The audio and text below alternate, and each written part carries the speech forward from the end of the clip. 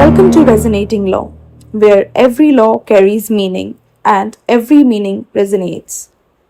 If you find this video helpful, please like, share and subscribe to the channel क्योंकि इस content को बनाने में काफ़ी टाइम और एफर्ट लगता है। आपका सपोर्ट मुझे मोटिवेट करता है कि मैं आपके लिए और वैल्यूएबल वीडियोस लाती रहूं। So don't forget to like, share and subscribe. In the previous lecture, we have completed our stay of execution.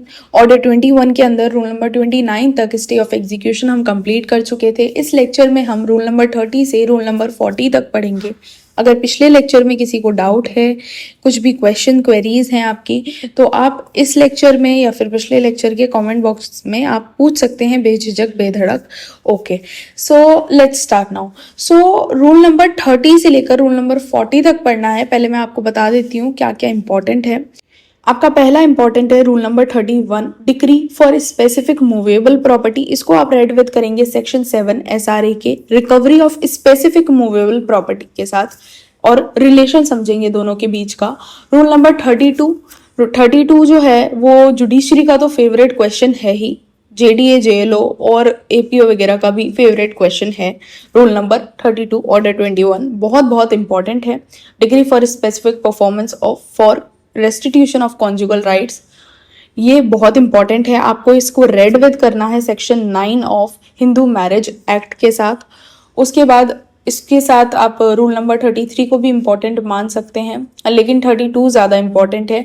उसके बाद है आपका 35, ठीक है। 35 जो है आपका रूल नंबर वो बहुत इंपॉर्टेंट है, डिक्री फॉर इमूवेबल प्रॉपर्टी बताता है। इसको आप रेड विद कर सकते हैं सेक्शन 5 ऑफ SRA, जो कि बात करता है recovery of specific immovable property की।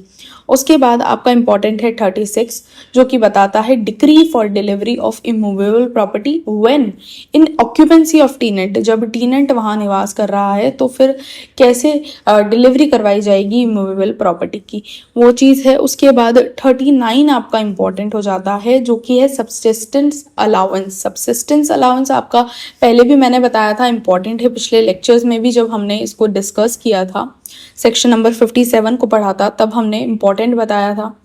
तो ये इम्पॉर्टेंट है, आपका जुडिशरी फेवरेट है। Okay, so let's start now. Start करते हैं mode of execution. Order 21 rule 30 बताता है decree for payment of money. तो हर जो डिक्री जो कि पेमेंट ऑफ मनी की डिक्री है, जिसके अंदर अल्टरनेटिव रिलीफ भी अगर मनी के रूप में दिया जा रहा है, वो भी इंक्लूड होता है। वो एग्जीक्यूट कैसे होगा? वो एग्जीक्यूट होगा by the detention in civil prison. Civil prison में डिटेंशन होगा। किसको टिकाएंगे जब सिविल प्रिजन में? जजमेंट डेटर को। और यहाँ पर क्या होगा? सिविल प्रिजन में उसको टिका सकते हैं, ये तो है ही, प्लस उसको उसका जो प्रॉपर्टी है वो अटैच कर सकते हैं, सेल कर सकते हैं, या फिर दोनों ही कर सकते हैं।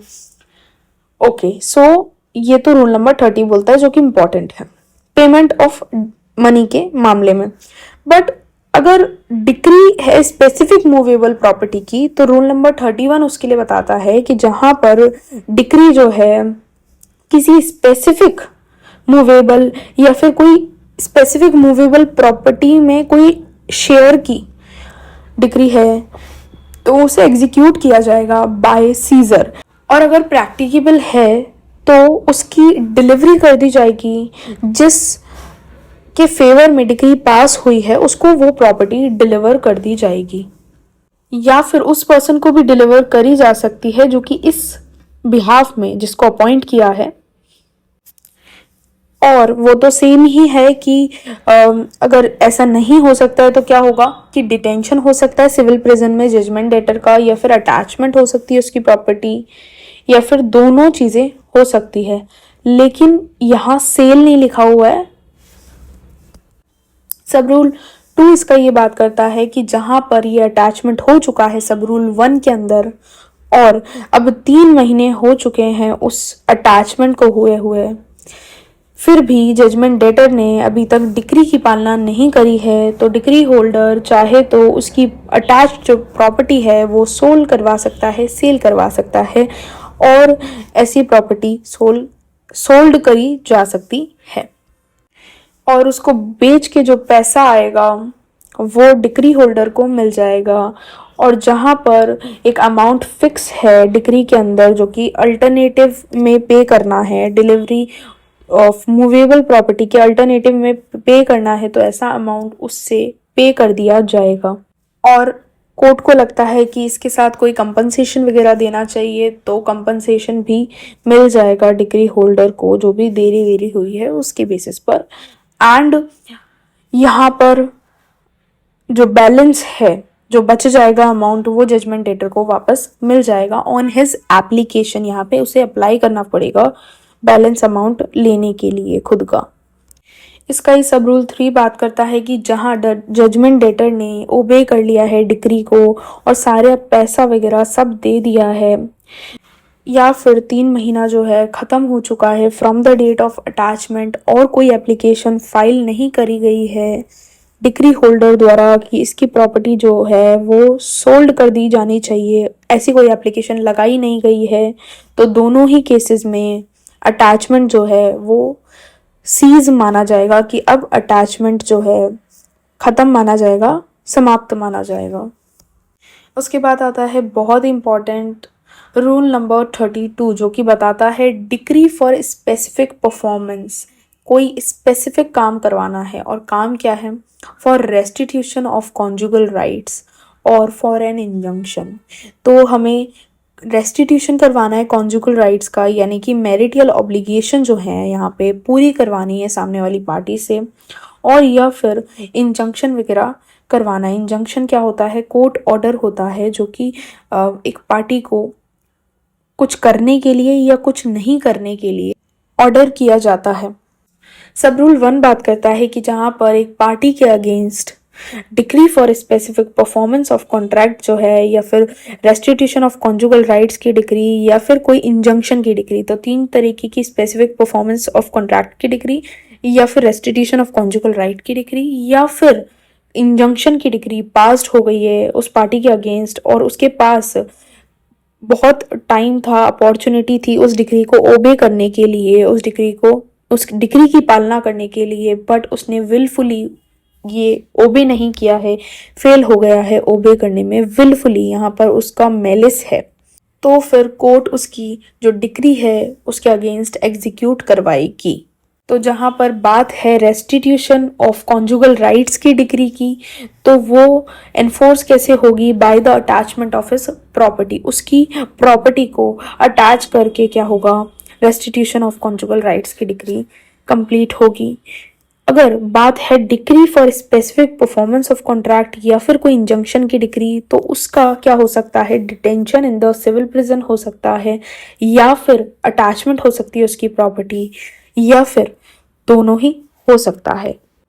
सब रूल 2 बात करता है कि जहां पर पार्टी ऐसी है जिसके against decree for specific performance pass हुई है या फिर इंजंक्शन की डिक्री पास हुई है, वो पार्टी जो है वो एक कॉरपोरेशन है।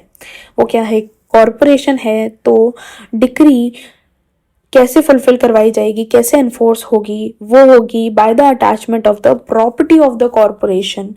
उसकी कॉरपोरेशन की प्रॉपर्टी अटैच करके डिक्री को फुलफिल करा जाएगा। और ऐसा भी हो सकता है कि सिविल प्रिजन में डिटेंशन करा जा सकता है ऑफ डायरेक्टर्स का, प्रिंसिपल ऑफिसर्स का, या फिर अटैचमेंट एंड डिटेंशन दोनों भी किया जा सकता है, but this will only be held after the due permission of the court. और रूल 32 का सब रूल 3 वही सेम बात करता है जो स्पेसिफिक मूवेबल प्रॉपर्टी के केस में हमने रूल 31 सब रूल 2 में पढ़ी थी। वहां था 3 महीने और यहाँ है 6 महीने। तो क्या होता है कि जब अटैचमेंट में प्रॉपर्टी जो है वो सब रूल 1 और 2 के अंदर for the period of 6 months रह जाती है और यहाँ पर जजमेंट डेटर ने उसकी डिक्री की जो है पालना वो नहीं करी है, और यहाँ पर डिक्री होल्डर ने जो है कि अप्लाई कर दिया है कि अटैच प्रॉपर्टी इसकी सोल्ड करवा देनी चाहिए, तो फिर यहाँ पर वो प्रॉपर्टी सोल्ड करवा दी जाएगी बाय द कोर्ट, और जो पैसा होगा वो डिक्री होल्डर को अवॉर्ड कर दिया जाएगा, और अगर ऐसे कोई कंपनसेशन वगैरह है एज ए कंपनसेशन भी उसे दे दिया जाएगा डिक्री होल्डर को। और कोर्ट को ठीक लगता है तो फिर उसके बाद जो बैलेंस अमाउंट है वो तो वापस कराया ही जाता है टू द जजमेंट डेटर। तो ऐसा बैलेंस अमाउंट जो बचेगा वो जजमेंट डेटर को वापस दे दिया जाएगा। उसके बाद सब रूल 4 बात करता है कि जजमेंट डेटर ने अगर ओबी नहीं करा है, डिक्री की पालना नहीं करी है जो कि उसने करनी चाहिए थी, और या फिर जहाँ पर 6 महीने जो है वो एंड हो चुके हैं और कोई भी प्रॉपर्टी को, मतलब जो अटैच प्रॉपर्टी है उसको सेल करने की, सोल्ड करने की एप्लीकेशन नहीं लगाई है, या फिर एप्लीकेशन लगाई भी है तो एप्लीकेशन रिफ्यूज कर दी गई है, तो यहाँ पर अटैचमेंट जो है अब सीज माना जाएगा बाय द कोर्ट।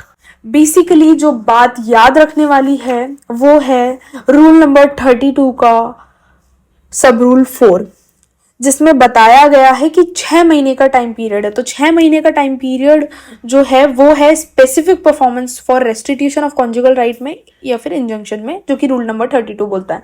और 31 बात करता है decree for specific movable property की। तो वहां पे टाइम जो था वो 3 महीने का ही था। स्पेसिफिक मूवेबल प्रॉपर्टी के लिए 3 महीने का टाइम, और जो specific performance of for restitution of conjugal rights है उसके लिए 6 महीने का टाइम होता है। सब रूल 5 ये यहाँ पे बात करता है कि जो डिक्री है, जो स्पेसिफिक परफॉर्मेंस ऑफ कॉन्ट्रैक्ट की या फिर इंजंक्शन की जो डिक्री है वो ओबे अगर नहीं करी गई है तो कोर्ट क्या कर सकता है इसके अनुसरण में, या फिर इन एडिशन टू ऑल या फिर एनी ऑफ द प्रोसेसेस क्या कर सकता है, डायरेक्ट कर सकता है। कोई भी एक्ट जो है नहीं किया गया है वो करने को डायरेक्ट कर सकता है एज प्रैक्टिकेबल, जल्दी से जल्दी जो हो सकता है by the decree holder. Court ऐसा डायरेक्ट कर सकता है, और या फिर कोई अगर पर्सन कोई दूसरा अपॉइंट करा गया है इस बिहाफ पे, तो जो यहाँ पे कॉस्ट लगेगी वो लगेगी जजमेंट डेटर की, एंड जो भी एक्सपेंसेस वगैरह आएंगे ये सब करने में तो वो भी रिकवर किए जाएंगे डिक्री के साथ में यहाँ पर।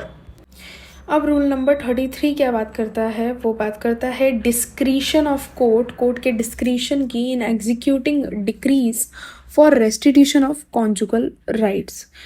तो जो भी कुछ रूल नंबर 32 में लिखा है उसके साथ न चलते हुए कोर्ट क्या कर सकता है, जब वो डिक्री पास कर रहा हो against husband, decree for restitution of conjugal right की डिक्री जब पास कर रहा हो अगेंस्ट हस्बैंड, उस टाइम पर या फिर कभी भी उसके बाद क्या ग्रांट कर सकता है, ऑर्डर कर सकता है डिक्री जो कि एग्जीक्यूट होनी चाहिए उसी सेम मैनर में जैसा कि प्रोवाइडेड है इस रूल में।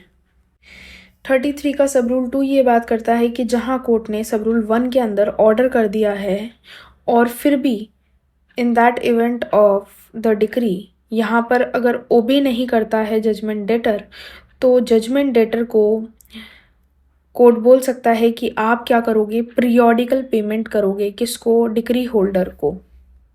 और यहाँ पर जजमेंट डेटर कौन है? हस्बैंड है।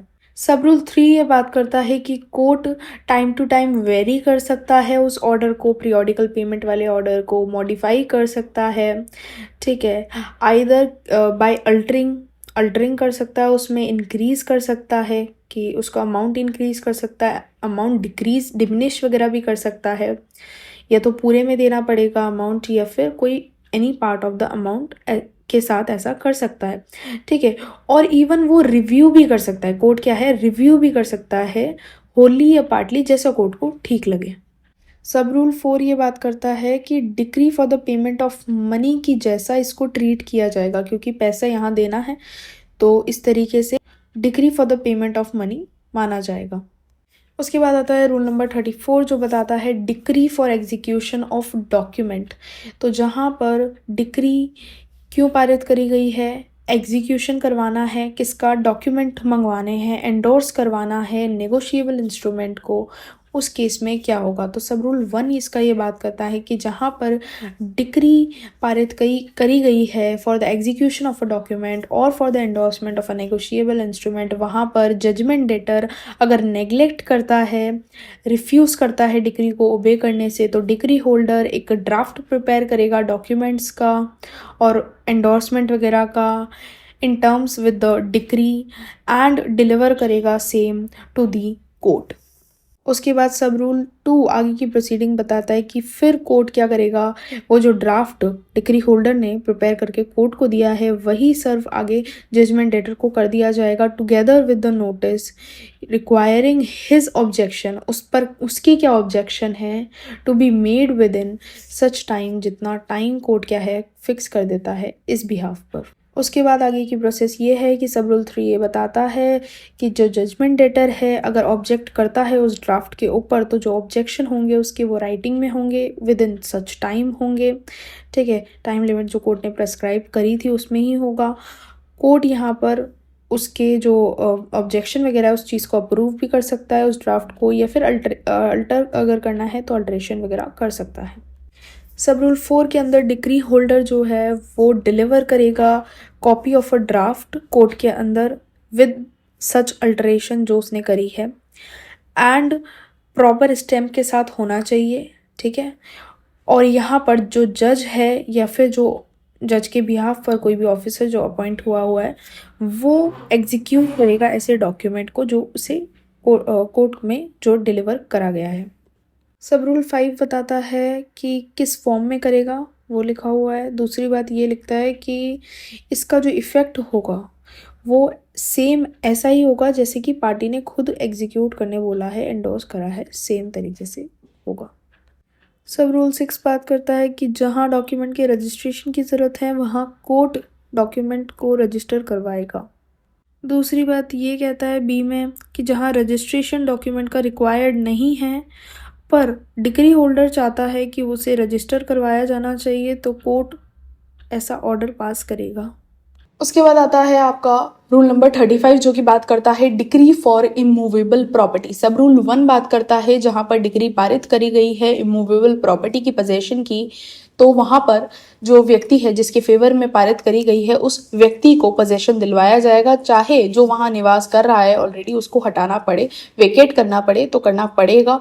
उस व्यक्ति को दिलाया जा सकता है जिसके फेवर में पास हुई है, या फिर जिसे अपॉइंट करा गया है डिलीवरी को रिसीव करने के लिए उसके फेवर में यहाँ पर इमूवेबल प्रॉपर्टी की डिलीवरी जो है वो करवाई जा सकती है।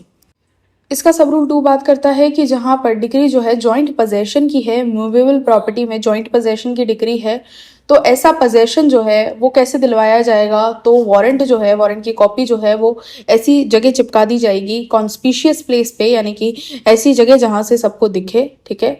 और डोंगी पिटवानी है यानी कि proclaiming by beat of drum करवानी है तो वो करवाया जाएगा, कस्टमरी मोड से करवानी है तो वैसे करवाया जाएगा। मतलब बेसिकली काम यह है कि हमें इमूवेबल प्रॉपर्टी का जो है वो पोजेशन दिलवाना है। उसके बाद सब रूल 3 बात करता है कि बिल्डिंग का पोजेशन दिलवाना है, तो जो कोर्ट के ऑफिसर होंगे वो रीजनेबल टाइम और वार्निंग देंगे जो भी अंदर है। अगर कोई वुमन अंदर है तो उसको जो पब्लिक में बाहर नहीं आती है उसको कस्टमरी जो भी है उसका कस्टम की वजह से पब्लिक में बाहर नहीं आती है तो उसको रीजनेबल टाइम देंगे कि वो निकल जाए, ठीक है। दूसरी बात ये हमने पहले भी पढ़ा हुआ है कि और कोई अंदर है, ठीक है, वो गेट ही नहीं खोल रहा है तो फिर गेट खोल के तोड़ के जैसा भी हो ब्रेक करके यहाँ पर डिक्री होल्डर को पोजेशन में लाया जाएगा। उसके बाद रूल नंबर 36 बात करता है decree for delivery of immovable property when in occupancy of tenant. तो अब डिक्री होल्डर के फेवर में पारित हो गई इमूवेबल प्रॉपर्टी की डिक्री, ठीक है, लेकिन यहाँ पर जो टेनेंट है वो ऑलरेडी उस प्रॉपर्टी पर निवास कर रहा है और वो टेनेंट जो है इस डिक्री से बाउंड नहीं है, तो क्या किया जाए, उसको धक्के मार के तो नहीं निकाल सकते, ठीक है, इससे तो टेनेंट के ही राइट वॉयलेट होंगे। तो इससे बेटर ये होगा कि कोर्ट क्या करेगा, वहां पर उसको पोजेशन जो है वो एक्चुअल पोजेशन ना देकर सिंबॉलिक पोजेशन देगा। कैसे सिंबॉलिक पोजेशन? ऐसे देगा कि वारंट की कॉपी जो है वो अफिक्स कर देगा उस प्रॉपर्टी पर, ठीक है, उसे बता देगा कि इन्फॉर्म कर देगा कि हाँ ऐसी डिक्री पारित हो गई है, अब इस व्यक्ति को जाने वाली है ये प्रॉपर्टी, ठीक है, तो तुम खाली कर दो बेसिकली, ठीक है, ऐसा बोलेगा, ठीक है, उसे धक्के मार के निकालेगा नहीं। पब्लिक प्रोक्लेमेशन करेगा, डोंगी पिटवाएगा, यानी कि ड्रम बीट जो है वो करेगा कस्टमरी वे से। उसके बाद आता है रूल नंबर 37 जो कि बात करता है discretionary power to permit judgment debtor to show cause against detention in prison. अब इसका सब रूल 1 बताता है कि कोर्ट जो है अब नोटिस इशू करेगी। ठीक है, नोटिस इशू क्यों कर रही है? क्योंकि मान लो डिक्री होल्डर के फेवर में मनी डिक्री जो है पारित हो गई, लेकिन जजमेंट डेटर जो है वो पैसे नहीं दे रहा है, तो कोर्ट डायरेक्टली जो है जजमेंट डेटर को अरेस्ट नहीं करती है। ठीक है, पहले क्या है, नोटिस देती है। तो सब रूल 1 वही बात करता है कि नोटिस दिया जाएगा पहले जजमेंट डेटर को। कोर्ट बोलेगी कि तुम कोर्ट के सामने आओ, शो कॉज करो और बताओ कि क्यों तुम्हें सिविल प्रिजन में नहीं डालना चाहिए, क्यों तुम्हें अरेस्ट नहीं किया जाना चाहिए। लेकिन इसका एक एक्सेप्शन है कि जब कोर्ट को लगता है कि जजमेंट डेटर जो है वो एब्सकॉन्ड कर जाएगा, भाग जाएगा, जुरिस्डिक्शन छोड़ के चला जाएगा, तो ऐसे केस में फिर नोटिस कोर्ट देता नहीं है, डायरेक्टली अरेस्ट कर लेता है। लेकिन जो अरेस्ट होगा वो कोर्ट खुद से भी, खुद के मन से नहीं कर रहा है, वो तो डिक्री होल्डर बोल रहा है कि अरेस्ट कर लो, और क्योंकि नहीं तो ये जजमेंट डेटर जो है वो भाग जाएगा। ठीक है, ये हमने कहाँ पढ़ा है मुझे बताओ? अगर आप नहीं बता पा रहे हो तो मैं बता देती हूँ। सेक्शन 51 से आप कनेक्ट करेंगे इसको। सेक्शन 51 में हमने पढ़ा था कि जजमेंट डेटर जो है ये होता है कि डर होता है कि जजमेंट डेटर भाग जाएगा। ठीक है, डिले कर रहा है एग्जीक्यूशन में। ठीक है, ये सारी चीज़ें हमने वहाँ पर पढ़ी थी। उसके बाद रूल नंबर 2 बोलता है, सब रूल 2 बोलता है कि अगर नोटिस के बाद भी अपीयरेंस नहीं हुई उसकी, ठीक है, तो डिक्री होल्डर की रिक्वेस्ट पे वारंट इशू कर दिया जाएगा और फिर उसे अरेस्ट कर लिया जाएगा। उसके बाद रूल नंबर 38 बात करता है warrant for arrest to direct judgment debtor to be brought up.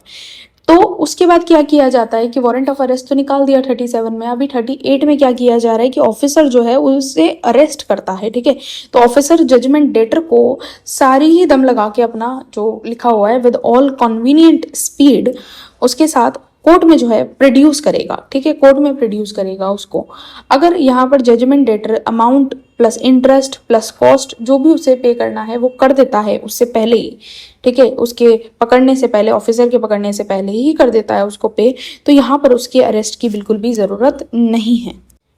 उसके बाद रूल नंबर 39 सब्सिस्टेंस अलाउंस, ये है आपका जुडिशरी, एपीओ, जेएलओ सबका फेवरेट है। ठीक है, तो इसमें क्या होता है कि अब उसे पकड़ तो लिया है आपने, अरेस्ट भी कर लिया है, सिविल प्रिजन में डाल दिया है, लेकिन सिविल प्रिजन में डाल तो दोगे, लेकिन उसका खर्चा पानी कौन देगा इज द बिग क्वेश्चन।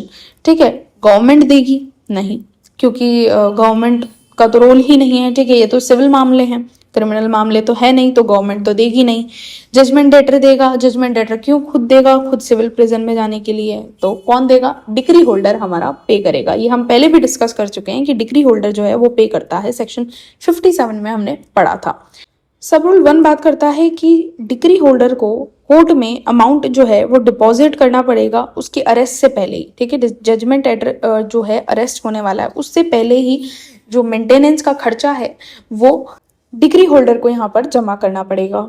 उसके बाद सब रूल 2 बात करता है कि जजमेंट डेटर जो होगा वो सिविल प्रिजन में डाल दिया जाएगा, तो जो मंथली अलाउंस है कोर्ट फिक्स करेगा, वो डिपेंड करता है उसके स्टेटस पर, जजमेंट डेटर के स्टेटस पर, क्लास पर, और सेक्शन 57 में जो दिया गया है उसके स्केल्स पर। अगर ऐसा कोई स्केल फिक्स नहीं है तो फिर आप क्या करोगे, उसकी क्लास वगैरह देखोगे कि किस क्लास में आता है, कि अपर क्लास है तो उस तरीके का उसको अलाउंस दिया जाएगा, और ठीक है मिडिल क्लास है तो उसे उस तरीके का दिया जाएगा। ठीक है, उसके बाद सब रूल 3 बात करता है कि जो मंथली अलाउंस होगा तो डिग्री होल्डर एडवांस में पे करेगा, हर मंथ की फर्स्ट डेट से पहले ही उसे पे करना पड़ेगा। अगर नहीं किया तो फिर क्या होने वाला है, उसे निकाल दिया जाएगा, जेल से बाहर निकाल दिया जाएगा, क्योंकि नहीं करा है तो डिफॉल्ट में क्या ही कर सकते हैं। उसके बाद सब रूल 4 बोलता है कि फर्स्ट पेमेंट जो होगा कोर्ट ऑफिसर को, सब्सिक्वेंट पेमेंट होंगे और उसके बाद जेल ऑफिसर को होंगे। उसके बाद सब रूल 5 ये क्लियर कर देता है कि ये फ्री का पैसा नहीं है। जजमेंट डेटर को जो अंदर रखने के लिए यहाँ पर पैसा दिया जा रहा है डिग्री होल्डर के द्वारा, ये पैसा जजमेंट डेटर से ही जब वो बाहर आ जाएगा तो उसकी जो है कॉस्ट वगैरह उसमें ऐड कर दिया जाएगा। तो बेसिकली वसूलना तो वापस जजमेंट डेटर से ही है। लेकिन अब इसका प्रोविजो देखो आप, प्रोविजो बहुत इंपॉर्टेंट है। प्रोविजो ये बताता है कि जो जजमेंट डेटर को अंदर रखने के लिए डिग्री होल्डर ने जो पैसा दिया है, ठीक है, जो भी उसने भत्ते दिए हैं यहाँ पे, वो जो भत्ते हैं वो अगर वो पैसा जो है वो बाद में नहीं देता है, ठीक है, अभी मैंने क्या बोला कि वो बाद में इंक्लूड हो जाएगा उसमें, ऐड हो जाएगा, जजमेंट डेटर को देना ही पड़ेगा। लेकिन अगर वो पैसा नहीं देता है बाद में तो उसको दोबारा अरेस्ट नहीं करा जाएगा, ठीक है। इंपॉर्टेंट है, ये स्टार मार्क कर लो। पूछा जाता है कि वापस अरेस्ट किया जा सकता है, तो नहीं, वापस अरेस्ट तो नहीं किया जा सकता इस पर्पस के लिए। उसके बाद आज का रूल नंबर 40 जो है लास्ट रहने वाला है। रूल नंबर 40 क्या बात करता है? Proceedings on appearance of judgment debtor in obedience to notice और आफ्टर अरेस्ट। यानी कि रूल नंबर 37 में उसे हम प्यार से बुला रहे थे कोर्ट में, ठीक है, नोटिस वगैरह दे रहे थे कि आ जा बेटा कोर्ट में, जजमेंट डेटर नहीं आ रहा था, ठीक है। तो इस सिचुएशन में यहाँ पर क्या होता है, रूल नंबर 40 में वो या तो नोटिस से कोर्ट में आ गया, नोटिस के बाद देने के बाद वो कोर्ट में आ गया, या फिर वो अरेस्ट होके कोर्ट में आया है, ऑफिसर्स वगैरह के द्वारा लाया गया है। तो डिक्री होल्डर को पहले, मतलब प्रोसीजर क्या रहेगा, तो पहली बात तो कोर्ट जो है डिक्री होल्डर को सुनेगी, ठीक है, उसका एविडेंस देखेगी, फिर जजमेंट डेटर को भी अपॉर्चुनिटी देगी, ठीक है। नेचुरल जस्टिस का प्रिंसिपल फॉलो करना है, ठीक है। तो यहाँ पर जजमेंट डेटर को भी अपॉर्चुनिटी देगी, सुनेगी, और फिर पूछेगी कि क्यों तुझे भाई सिविल प्रिजन में नहीं डाल देना चाहिए। उसके बाद सब रूल 2 बोलता है कि जहां पर इंक्वायरी, जो हमने अभी पढ़ा जस्ट सब रूल 1 के अंदर, वो पेंडिंग है, ठीक। तो ऐसे केस में कोर्ट के पास सिर्फ 2 ऑप्शन बचते हैं कि जजमेंट डेटर को या तो कोर्ट ऑफिसर की कस्टडी में दे दे या फिर उसे रिलीज कर दे सिक्योरिटी वगैरह फर्निश करवा कर। उसके बाद सब रूल 3 बोलता है कि जहाँ पर इंक्वायरी जो है वो कंप्लीट हो चुकी है तो यहाँ पर क्या करेगी कोर्ट, उसे सिविल प्रिजन में डिटेन कर लेगी, सिविल प्रिजन में डाल देगी। प्रोविजो ये बोलता है, प्रोविजो इंपॉर्टेंट है, याद रखना है। प्रोविजो ये बोलता है कि जजमेंट डेटर को लास्ट चांस दिया जाएगा। लास्ट चांस के अंदर उसको 15 दिन दिए जाते हैं। कितने? 15 दिन, हाईलाइट कर लो, 15 दिन जो है वो दिए जाते हैं उसको, ताकि वो डिक्री को सेटिस्फाई कर दे, ठीक है। लास्ट अपॉर्चुनिटी उसे दी जाती है। उसके बाद सब रूल 4 बताता है कि जजमेंट डेटर को अगर रिलीज कर दिया गया था तो उसे री अरेस्ट भी करा जा सकता है, इंपॉर्टेंट है। उसके बाद सब रूल 5 बोलता है कि जहां पर कोर्ट सब रूल 3 के अंदर डिटेंशन ऑर्डर पास नहीं करता है तो एग्जीक्यूशन की एप्लीकेशन को वो रिजेक्ट कर देगा और जजमेंट डेटर को यहाँ पर रिलीज कर देगा। Okay, that's all for today. Thank you for watching till the end.